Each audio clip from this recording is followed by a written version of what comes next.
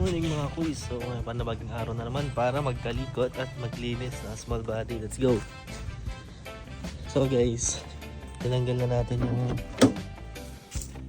mga rubber arm yan. Tapos bumalik tayong gilgis. Tapos lilinisan natin yun. Another day na naman para maglinis ng engine bay ni AE92 small body Project Bulok. Let's go!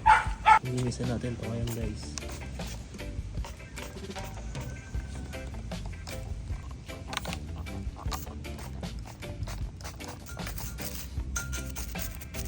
So guys, linisan natin siya muna kahit pa paano.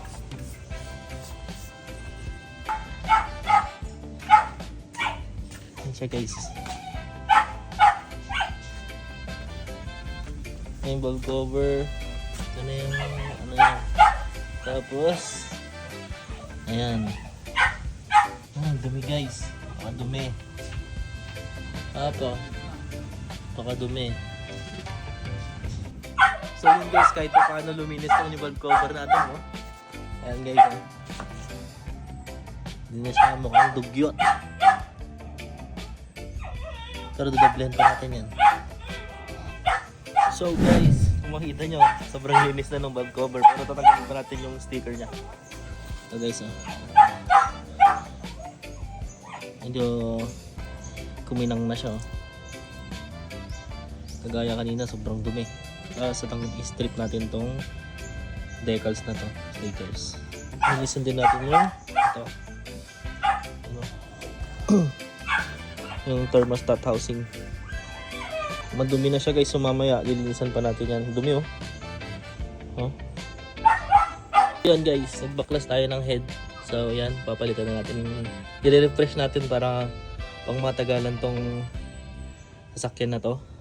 Itong 30 years old car na to. So bale, hindi pa siya nabubuksan ever since 1992. Parang ganun. So tignan nyo naman so, gaano kadumi. So good running condition siya. Yun nga lang, madami tayong pinalitan, pero malapit na. So wala naman siyang problema guys, pero yun nga lang, gusto ko lang siyang i-refresh para medyo ilang buwan tayong hindi mag-iisip about payos ng kotse. So let's go. Ayan guys, salikot muna tayo. Yan ang matindi guys, pag linisan pa natin yan. Ayan, linisan natin yan.